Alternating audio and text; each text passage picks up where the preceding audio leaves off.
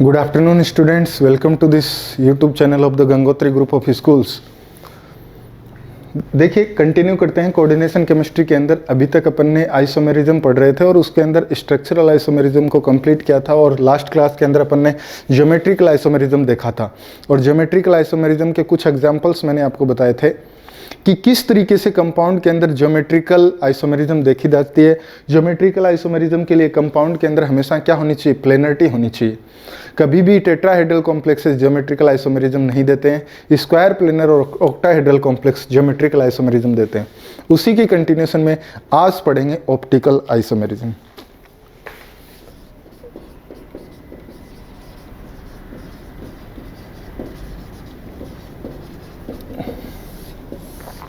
देखिए optical isomerism जब भी आपके दिमाग में नाम आता है या जब भी कोई नाम बोलता है तो आपके दिमाग में तुरंत ये आना चाहिए कि ऐसा मॉलिक्यूल जिसके एक्वस सॉल्यूशन से अगर कोई किसी प्लेन पोलराइज्ड लाइट को निकाले, उससे पास करवाए, तो प्लेन पोलराइज्ड लाइट अगर डाइवर्ट हो जाए अपने रास्ते से, या मैं बोलूँ क्लॉकवाइज और एंटी क्लॉकवाइज अगर वो लाइट घूम जाती है, तो उस तरीके के कंपाउंड्स को क्या बोला जाता है, ऑप्टिकली एक्टिव। कि ऐसे compounds which are able to rotate that plane polarised light. कहने का मतलब सपोज किसी कंपाउंड के अंदर एक्वस सॉल्यूशन के अंदर मॉलिक्यूल्स इस तरीके से अरेंज हैं और इसको अगर प्लेन पोलराइज्ड लाइट से निकाला जाए, ये मॉलिक्यूल को निकाला जाए इससे, तो ये एक तो होता है कि सीधा का सीधा निकल जाए प्लेन पोलराइज्ड लाइट से, और एक होता है कि प्लेन पोलराइज्ड लाइट में मॉलिक्यूल के मूवमेंट को या पोलराइज्ड लाइट को लेफ्ट साइड घुमा दे या राइट साइड घुमा दे। तो इस तरीके के कंपाउंड्स को बोला जाता है ऑप्टिकली एक्टिव कंपाउंड्स। ये तो होते हैं ऑप्टिकली एक्टिव कंपाउंड्स। बात समझ आता है। और जो प्लेन पोलराइज्ड लाइट से एज इट इज पास हो जाए, उनके ऊपर कोई भी लाइट का फर्क नहीं पड़े या प्लेन को लाइट को किधर भी नहीं रोटेट करवा पाए, इसको बोलते हैं ऑप्टिकली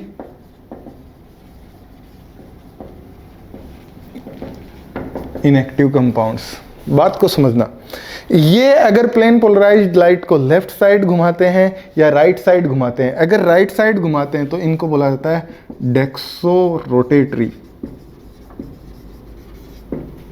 और जो लेफ्ट साइड घुमाता है उसको बोलते हैं लीवो रोटेटरी। इसको L से डिनोट किया जाता है और इसको D से डिनोट किया जाता है। बात समझ आए। और ये जो कंपाउंड होते हैं, ये जब भी ऑप्टिकल आइसोमेरिज्म होती है, ऑप्टिकली एक्टिव और optically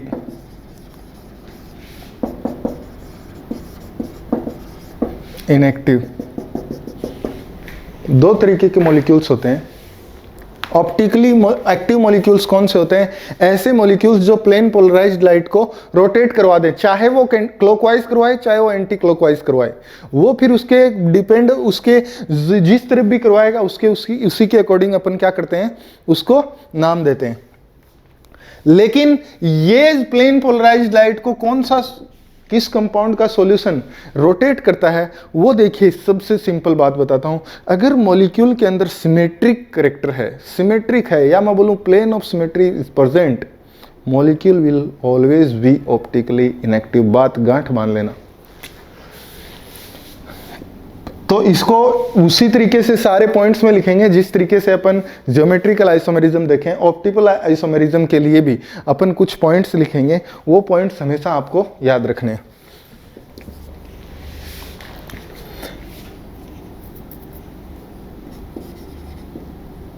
this kind of isomerism found in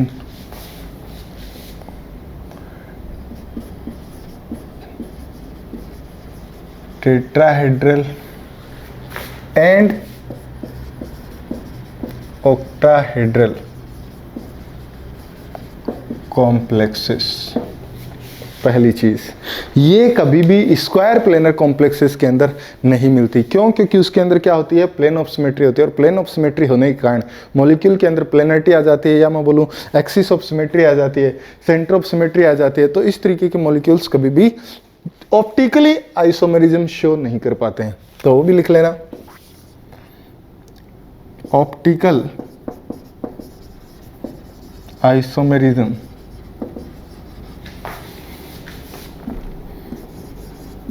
do not shown by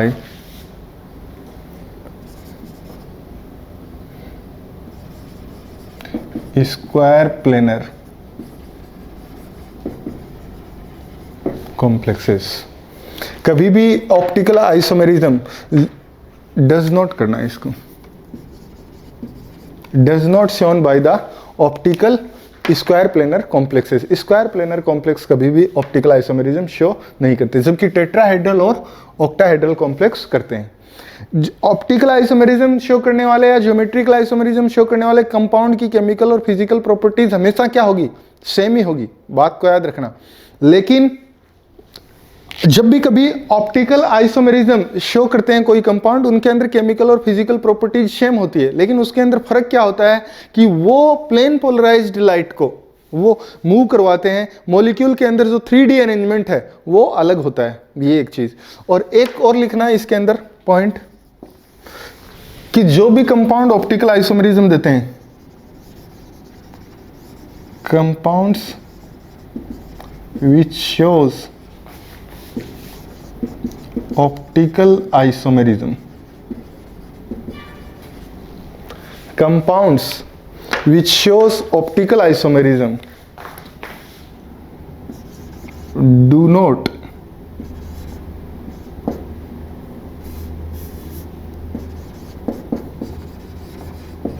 superimpose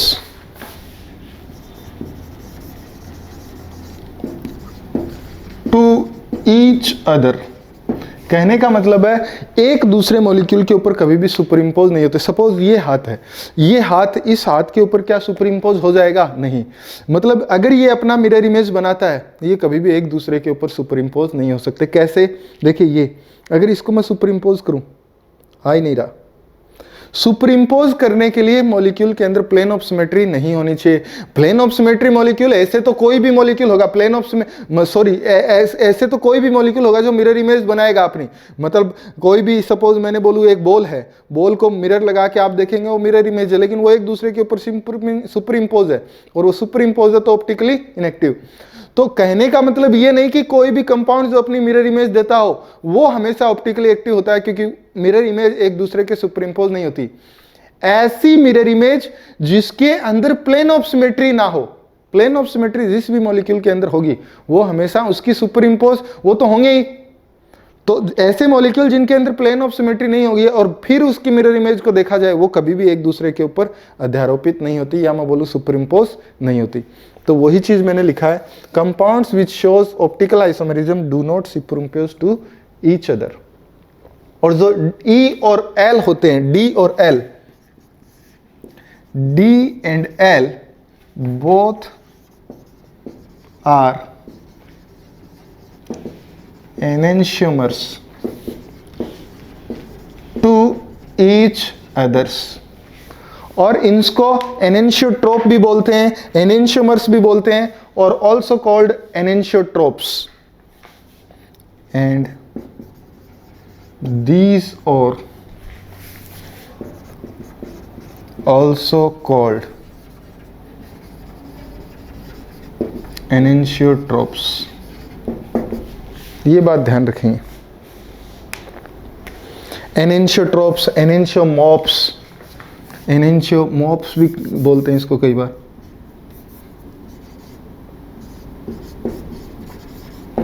एनेंशियोमॉर्फ्स, ये ऐसे।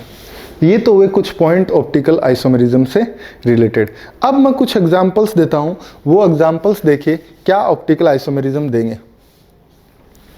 एक मेटल है ये, और ये अपनी 4 डिफरेंट एटम्स से जुड़ा हुआ है, 4 डिफरेंट लिगेंड से जुड़ा हुआ है। कहने का मतलब है metal A is attached with A, B, C और D and having the geometry, 2 geometry, one is tetrahedral and another is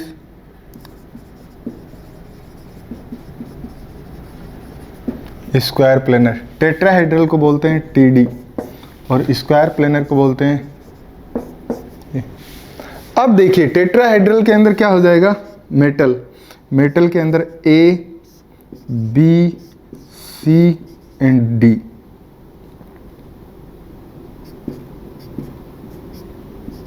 ये हुआ, इसको बोलते हैं टेट्राहेड्रल ज्योमेट्री। और स्क्वायर प्लेनर अगर मैं बोलूंगा तो ये मेटल A, B, C और D। तो ये तो कभी भी ज्योमेट्री, ये तो कभी भी ऑप्टिकल आइसोमेरिज्म देता ही नहीं है। ऑप्टिकल टेट्राहेड्रल क्या देगा, ऑप्टिकल आइसोमेरिज्म देगा। ये अपने को पता है इसके अंदर क्या है, कायरल सेंटर है। मैं बोल सकता हूं ये मेटल क्या करता है, कायरल सेंटर करता है। ये अपने ही मिरर इमेज पे दूसरा कंपाउंड देता है, ज्योमेट्रिकल ऑप्टिकल आइसोमेरिज्म देगा। क्या ये ज्योमेट्रिकल आइसोमेरिज्म देगा? नो, मैंने कल आपको मना किया था कि टेट्राहेड्रल कॉम्प्लेक्सेस कभी भी ज्योमेट्रिकल आइसोमेरिज्म नहीं देते हैं। ये ऑप्टिकल नहीं देगा, ये टेट्राहेड्रल ऑप्टिकल देगा।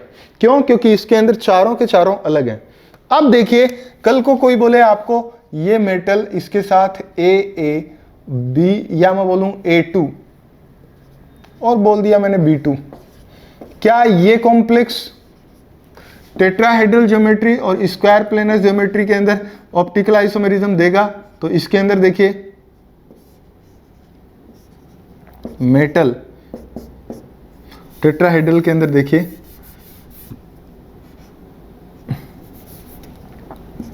MAA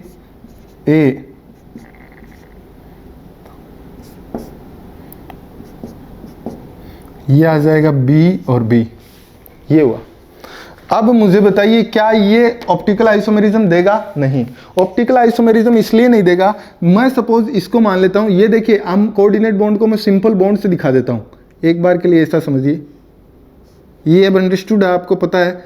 और मैं इसको प्लेन के ऊपर मान लेता हूं और ये प्लेन के नीचे मान लेता हूं। ऐसे ही होता है रियल में। अब ये दोनों प्लेन के ऊपर, ये दोनों प्लेन के नीचे, और इसी कंपाउंड को जब मैं एक बात बताओ मुझे, ये प्लेन के ऊपर, ये प्लेन के नीचे, ये प्लेन के सरफेस पे, और ये प्लेन के सरफेस पे, और ये प्लेन के ऊपर, तो मैं इस कंपाउंड को ऐसा करूंगा। सपोज ये है, इधर देखिए, ये और ये मैं प्लेन में ले रहा हूं। ये मैंने लिया ये मैंने लिया ये ऊपर लिया A और ये मैंने B लिया नीचे। कहने का मतलब ये जो दोनों कंपाउंड थे, इधर देखिए, वापस से देखिए,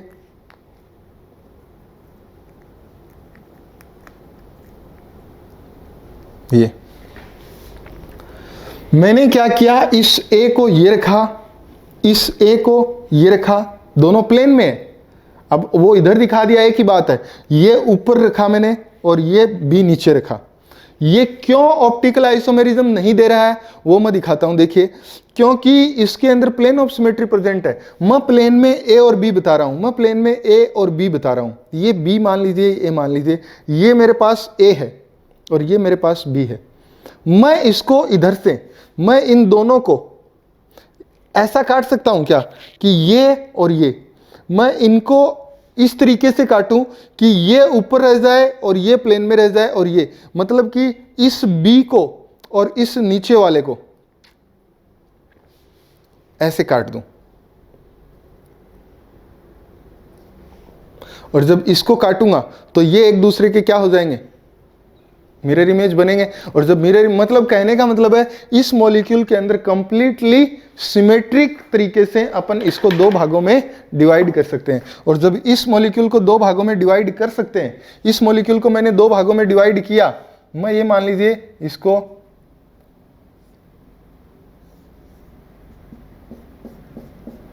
ऐसे दो भागों में कंप्लीटली डिवाइड किया। डिवाइड करने पे ये दोनों तो बच गए और ये कट गए ऐसे। तो ये क्या होगा, टेट्राहेड्रल ज्योमेट्री के अंदर ऑप्टिकल आइसोमेरिज्म नहीं देगा। और स्क्वायर प्लेनर के अंदर तो वैसे ही नहीं देगा। क्यों? क्योंकि स्क्वायर प्लेनर के अंदर क्या हो जाएगा, ये मेटल है, ये आ जाएगा ए और बी ये। अब मैं इसको करूं एक कॉन्फ़िगरेशन में, ये बताता हूं ए बी, एक ये बताता हूं मैं। तो मुझे बताइए, देखिए ये कॉम्प्लेक्स, इसके अंदर देखिए ये प्लेनर ही तो है। और जब प्लेनर होगा तो प्लेन ऑफ सिमेट्री प्रेजेंट होगी इसके अंदर। मैं पूरा प्लेन ऑफ सिमेट्री से काट दिया, प्लेन ऑफ सिमेट्री से काट दिया, जबकि प्लेन ऑफ सिमेट्री तो प्रेजेंट होनी ही नहीं चाहिए ऑप्टिकली एक्टिव कंपाउंड्स के अंदर। ये क्या होंगे, कभी भी ऑप्टिकल आइसोमेरिज्म नहीं देंगे ऐसे। तो जब भी ऑप्टिकल आइसोमेरिज्म देखते हैं आपको ए बी, अब इनके कोई भी कंपाउंड दे दे तो आपको तुरंत समझ में आना चाहिए। तो मैं कुछ एग्जांपल्स आपको देता हूं। ऑक्टाहेड्रल का भी समझ लीजिए एक,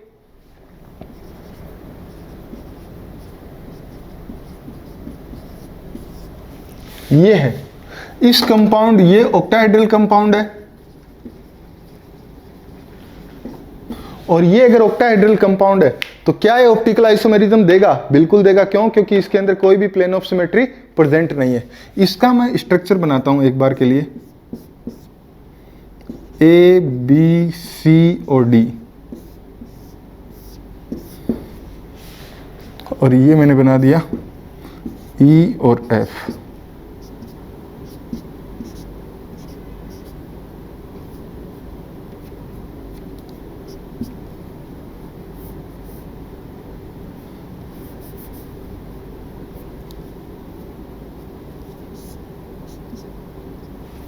ये हुआ।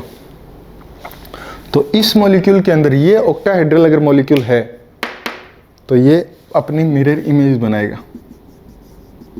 और मिरर इमेज बनाने पे क्या बनाएगा,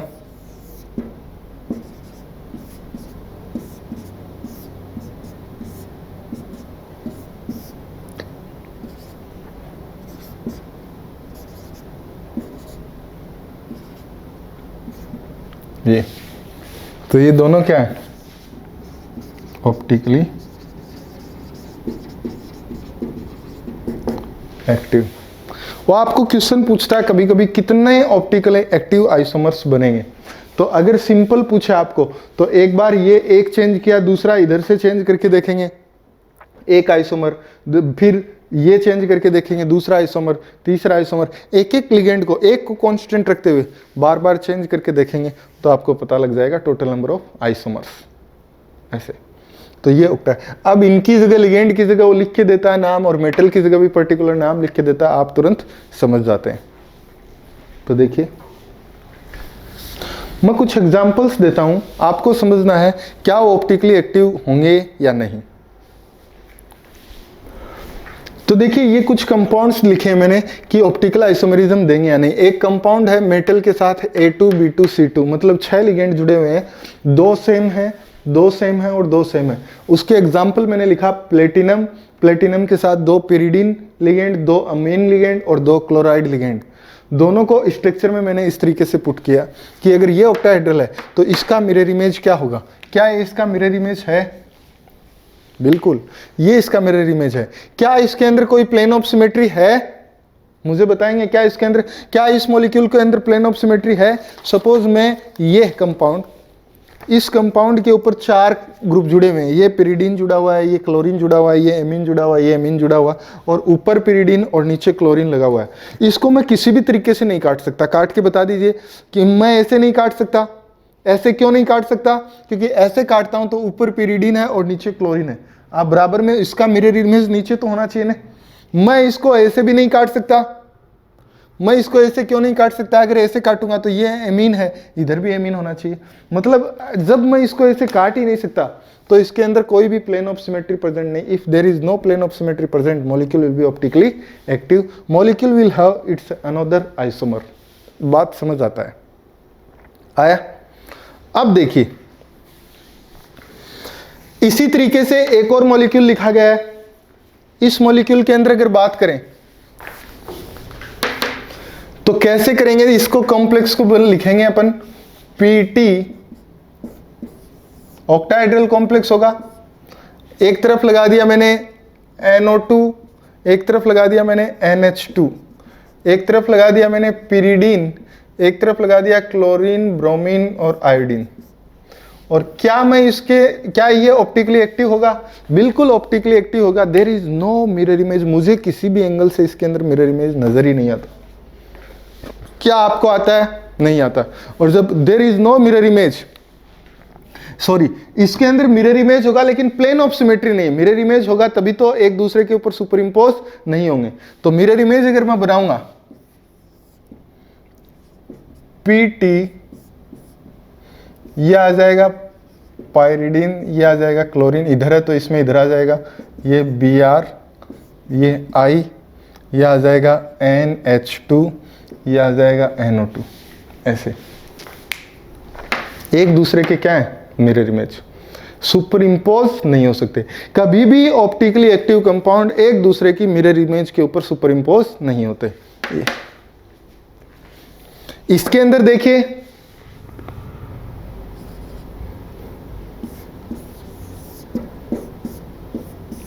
एक चीज और देखना, बाइडेंटेट लिगेंड कभी भी हमेशा 90 डिग्री के एंगल पे ही जुड़ते हैं, वो कभी भी 180 के एंगल पे नहीं जुड़ते। सपोज इथाइलिन डाइएमीन है, मैं बोलूं कि CH2NH2, या मैं इधर लिख देता हूं डायरेक्ट उसको NH2 और ये लिखा NH2, ये तो ये कभी भी ऐसे यहाँ पे नहीं जुड़ सकता था NH2 कि ये CH2 यहाँ, ये हमेशा पास वाले पे जुड़ेंगे। मतलब इतना ज़्यादा बॉन्ड नहीं बना सकते लंबा तक, ये बात हमेशा ध्यान रखेंगे। You cannot attach this nitrogen and this nitrogen eight 180 degree, you can attach only the 90 degree. बात समझ आता है? अब देखिए, अगर मैं इसको ऐसे जोड़ा, एक तो हो गया ये और एक हो गया ये NH2 CH2 NH2, एक हो गया ये NH2 CH2 NH2, ये इस तरीके का कंपाउंड है।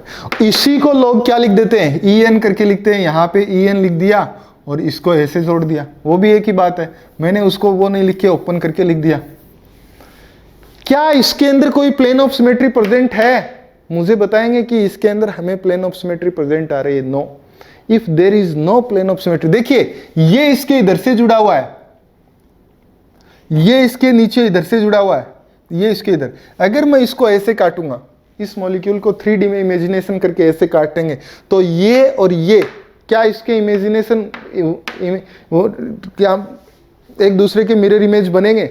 सोच के बताइए मुझे।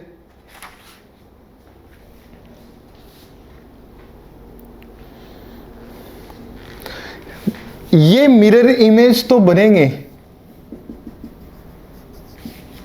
CO, मैं इसको EN लिख देता हूं, सॉरी ये लिख देता हूं EN, और ये लिख देता हूं EN, और इसको लिख देता हूं EN, ये लिखा। तो देखिए, इसको मैं जब काट ही नहीं सकता तो एक दूसरे का क्या होंगे? मेरे आइसोमर्स। ये दोनों क्या है? एक दूसरे का आइसोमर। ऐसे इसी तरीके से ये देखिए,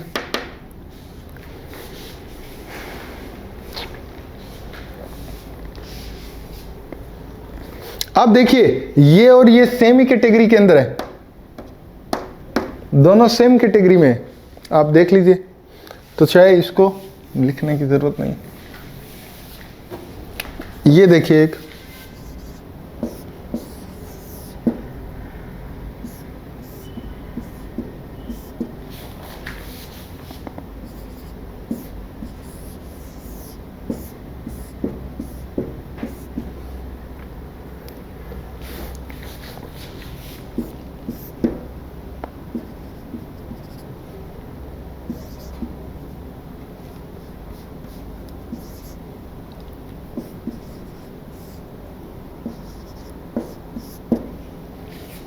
क्या ये ऑप्टिकली एक्टिव होगा? नहीं, ये ऑप्टिकली एक्टिव नहीं है। क्यों नहीं है? क्योंकि इसके अंदर प्लेन ऑफ सिमेट्री प्रेजेंट है। कैसे प्लेन ऑफ सिमेट्री प्रेजेंट है? मैं इसको ऐसे काटूंगा, ऑप्टिकली इनएक्टिव। तो इसको मैं क्या करता हूं, दूसरे तरीके से लिखता हूं।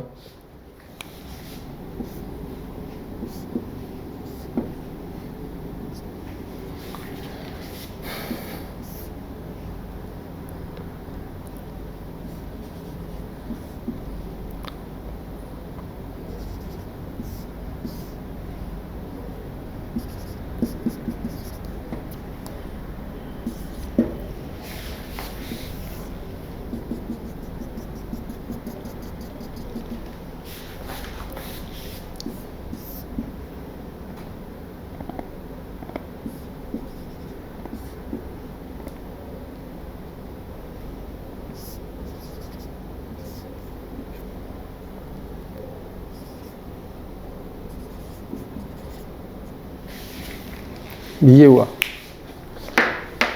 तो देखिए इसका, इस मॉलिक्यूल का मिरर इमेज ये, और ये एक दूसरे के ऊपर सुपर इम्पोज नहीं हो सकते।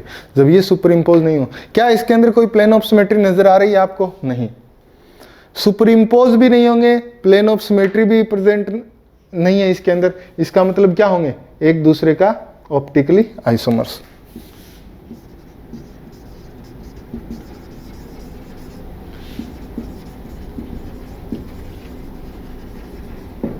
आइसोमर्स ऐसे आपको कोई भी कंपाउंड दे दे तो अब जज करना आना चाहिए कि whether that will be optically active और नॉट। है बात सुन? ऐसे इतना करिए आज। बाकी कुछ प्रैक्टिस इसकी ज्योमेट्रिकल आइसोमेरिज्म और ऑप्टिकल आइसोमेरिज्म में आगे करते हैं। Thank you very much.